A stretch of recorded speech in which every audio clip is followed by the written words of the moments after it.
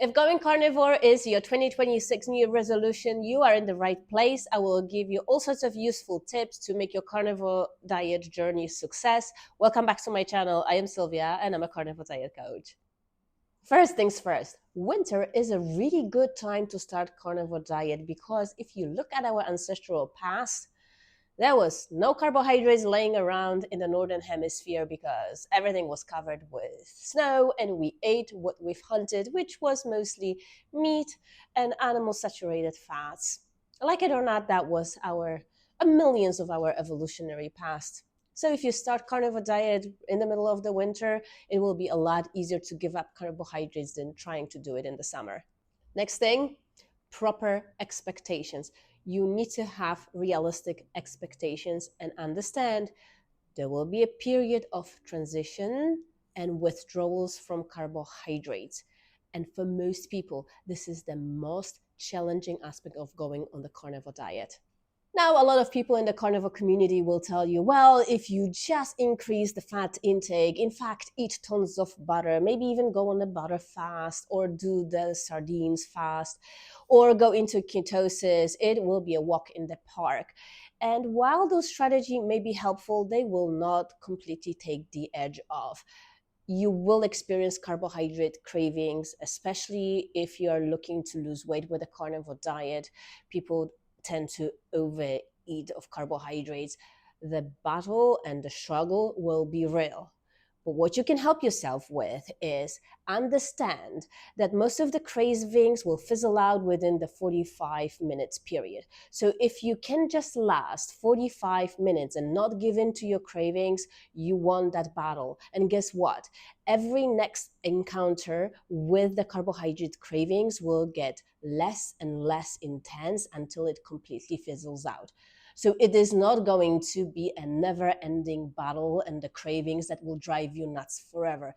This is very temporary, so don't give in, don't give up, and have this understanding because this is the best strategy at combating of carbohydrate cravings.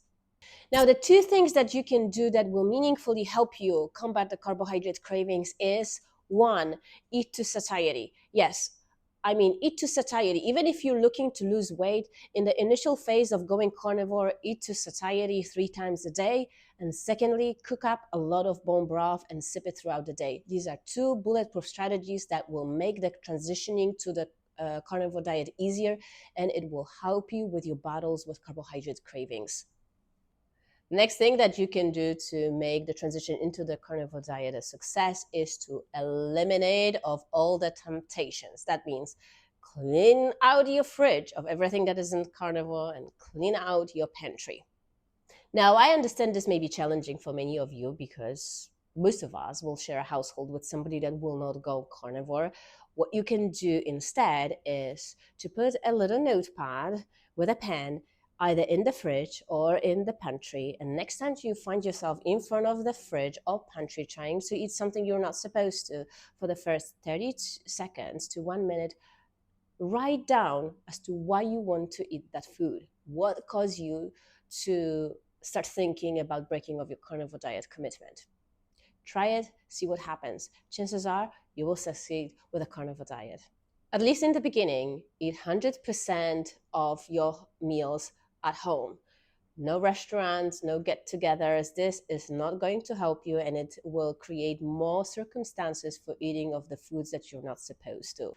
That said, I understand that most people have jobs outside of their home and eating 100% of the times at home isn't an option. So the next best thing you can do is to plan and meal prep. And my strategy for it is to deploy this little thing, which is a portable crock pot. It is electric, so no microwaving.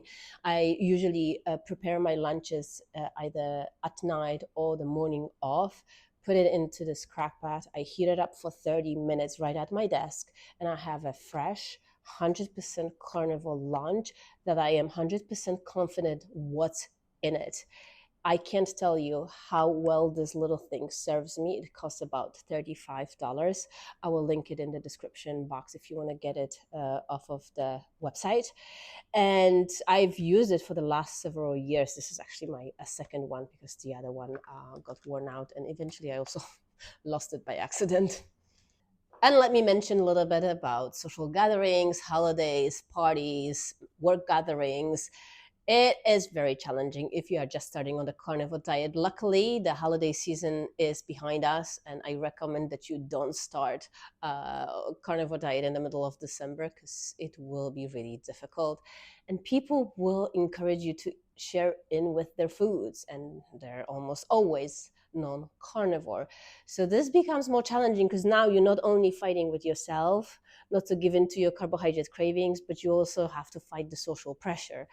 And most of us don't want to be impolite, and that is going to be challenging. So if you can avoid, at least in the beginning, parties, social gatherings while you're transitioning into the carnivore diet, that will support you and aid you with your goal of going carnivore.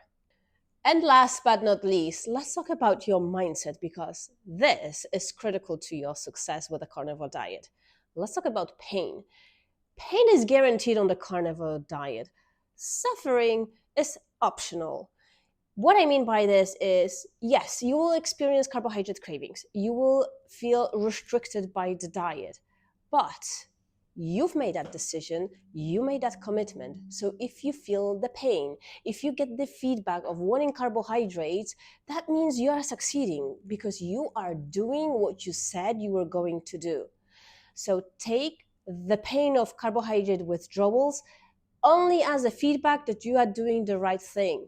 Don't feel miserable, don't feel deprived, don't feel, why is this happening to me? Don't go there.